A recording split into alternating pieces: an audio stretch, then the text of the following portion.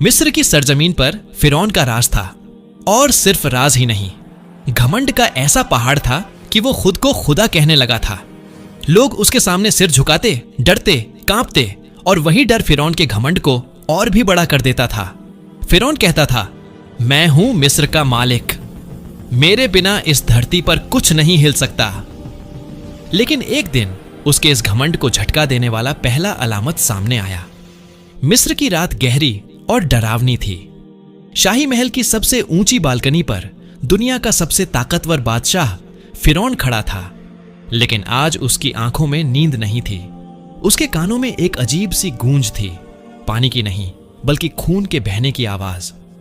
वह नील नदी की तरफ देख रहा था, वही नील नदी जिसे वह अपनी मिल्कियत समझता था। लेकिन आज उसे उस नदी के काले पानी में अपना चेहरा नहीं बल्कि मौत का साया दिखाई दे रहा था। उसके हाथ कांप रहे थे। उसने पास रखे सोने के ग्लास को उठाया और पानी पीने के लिए होठों से लगाया, लेकिन जैसे ही पानी उसके मुंह में गया, वह गाढ़ा बदबूदार खून बन गया। फिरौन ने जोर से जाम को फर्श पर दे मारा। नहीं, वह चीखा, यह मूसा का जादू है, यह हकीकत नहीं हो सकती। लेकिन यह हकीकत थी, और यह सिर्फ शुरुआत थी उस खौफनाक अंजाम की जो इतिहास के पन्नों पर हमेशा के लिए दर्ज होने वाला था। कुछ दिन पहले ही हजरत मूसा अलैहिस्सलाम फिरौन के दरबार में आए थे। उनका चेहरा नूरानी था, लेकिन आंखों में जलाल था। मूसा अलैहिस्सलाम ने कहा था, ऐ फिरौन, अब भी वक्त है, बनी इज़राइल को छोड़ दे और अपने रब के सामने झुक जा, वरना मिस्र की जमीन तुझे उगल देगी और आसमान तुझ पर रोएगा भी नहीं। फिरौन अपने तख्त पर अकड़ कर बैठा था। उसने अपनी हंसी उड़ाई थी। मैं मिस्र का रब हूं, ये हवाएं, ये पानी, ये सूरज, सब मेरे हुक्म के गुलाम हैं। तेरा रब मेरा क्या बिगाड़ लेगा? लेकिन फिरौन भूल गया था कि मिट्टी का बना इंसान जब खुदाई का दावा करता है तो कुदरत उसे तोड़ने के लिए अपनी सबसे छोटी फौज को भेजती है। अल्लाह का गजब उतरना शुरू हुआ। वह मिस्र जो अपनी खूबसूरती पर नाज करता था, अब एक बदबूदार नरक बन चुका था। 1. खून का कहर। सबसे पहले पानी ने बगावत की। मिस्र का हर कुआं, हर नहर, हर घड़ा खून से भर गया। मिस्रवासी प्यास से तड़प रहे थे। अजीब बात यह थी कि जब कोई बनी इज़राइल का गुलाम पानी पीता तो वह साफ और ठंडा पानी होता, लेकिन जैसे ही कोई फिरौन को मानने वाला उसे छूता, वह गाढ़ा खून बन जाता। फिरौन प्यास से पागल हो रहा था। उसके होंठ सूख कर पपड़ी बन गए थे। वह चिल्लाता, मूसा को बुलाओ, उससे कहो इसे रोके। जब मूसा अलैहिस्सलाम ने दुआ की और पानी साफ हुआ तो फिरौन का घमंड फिर लौट आया। उसने कहा, यह तो बस एक इत्तेफाक था। 2. मेंढकों का हमला। फिर अल्लाह ने दूसरी फौज भेजी। मेंढक। ये कोई आम मेंढक नहीं थे। अचानक लाखों करोड़ों मेंढक मिस्र के घरों में घुस आए। सोचिए उस मंजर को। फिरौन अपने शाही बिस्तर पर लेटने जाता तो मखमल के गद्दों के नीचे से ठंडे चिपचिपे मेंढक निकलते। वह खाना खाने के लिए निवाला उठाता तो खाने के बर्तन में मेंढक कूद पड़ते। वह बात करने के लिए मुंह खोलता तो डर रहता कि कहीं मेंढक मुंह में न चला जाए। पूरे मिस्र में सिर्फ एक ही आवाज थी, डर डर। और लोगों की चीखें। बादशाह हो या फकीर, सबको इन छोटे जानवरों ने घुटनों पर ला दिया था।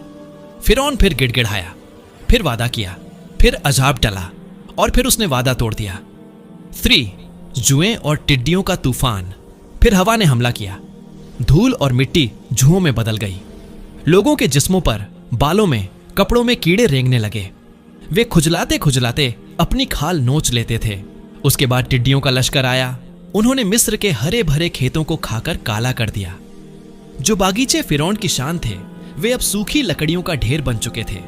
फिरौन का वजीर हामान उसके कान भरता रहा, जापनाह, आप कमजोर नहीं पड़ सकते।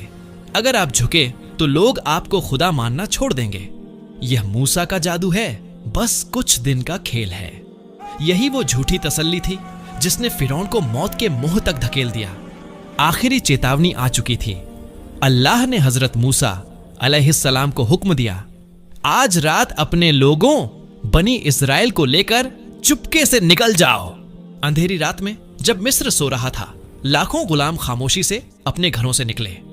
न कोई शोर, न कोई हंगामा, माएं अपने बच्चों के मुंह पर हाथ रखे हुए थीं ताकि उनकी रोने की आवाज ना आए।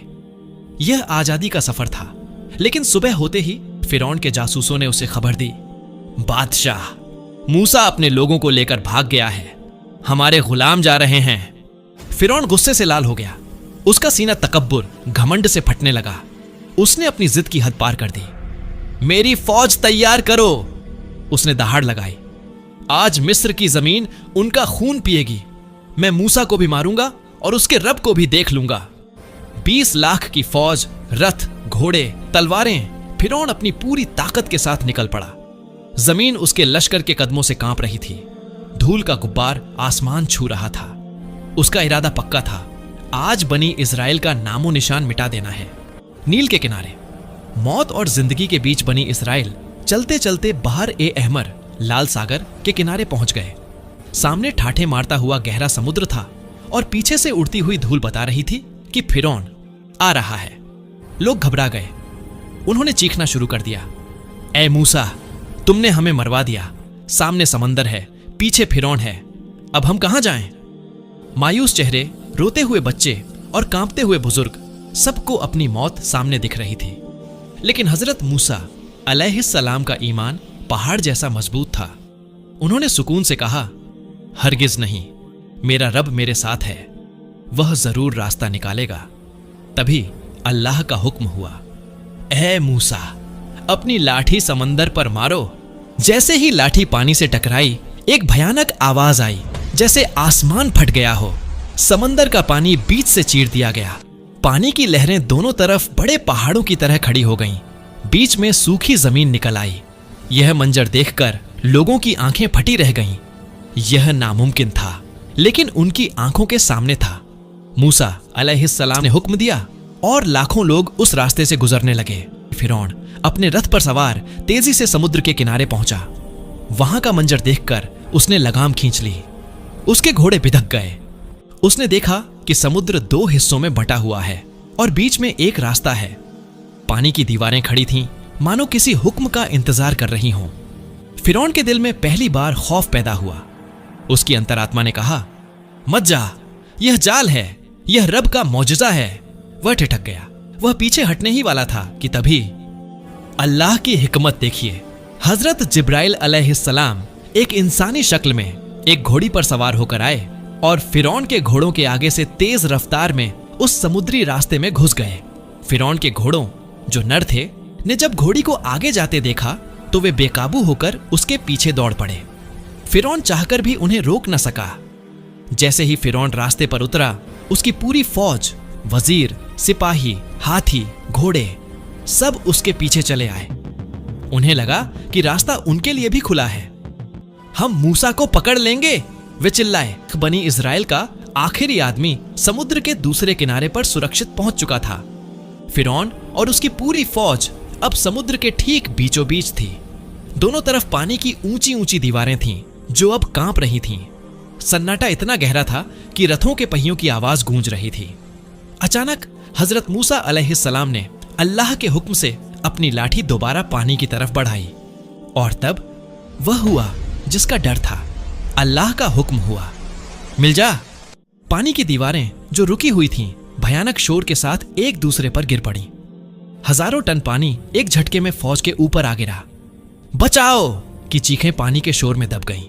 रथ टूट गए, घोड़े डूबने लगे और लोहे के कवच पहने सिपाही पत्थर की तरह समुद्र की तह में जाने लगे।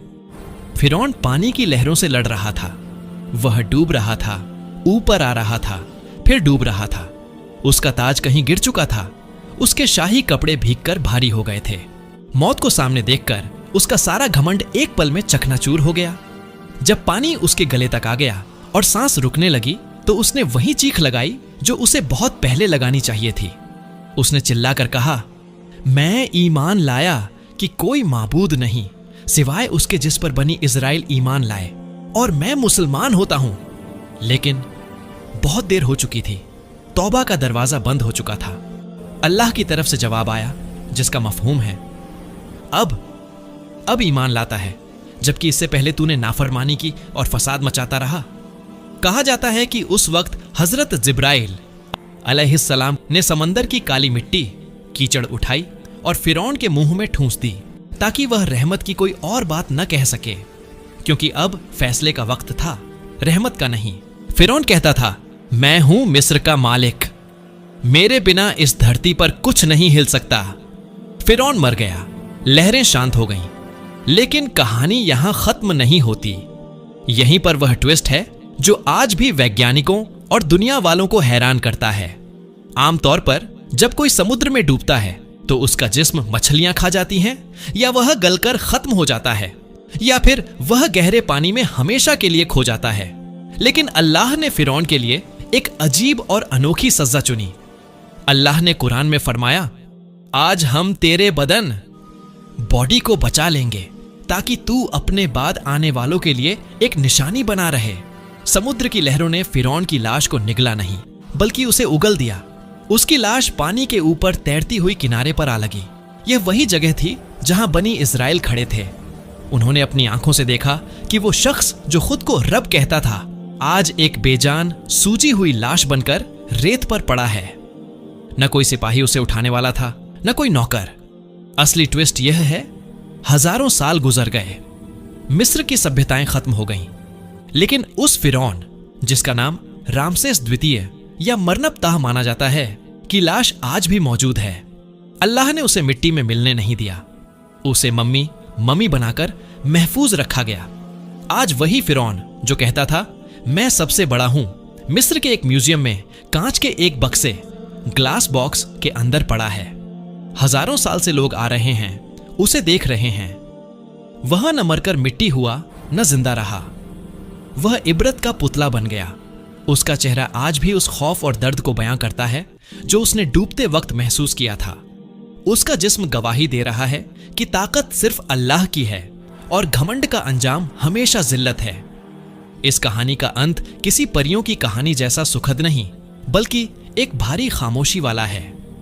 जब पर्यटक टूरिस्ट्स उस मम्मी को देखने जाते हैं तो शायद वे सिर्फ एक पुरानी लाश देखते हैं, लेकिन हकीकत की नजर से देखो तो वह लाश चीख चीख कर कह रही है, मैं भी महलों में रहता था, मेरे पास भी फौजी ताकत थी, मैं समझता था मैं कभी नहीं मरूंगा, लेकिन आज मैं यहां हूं, बेबस, लाचार और तमाशा बना हुआ।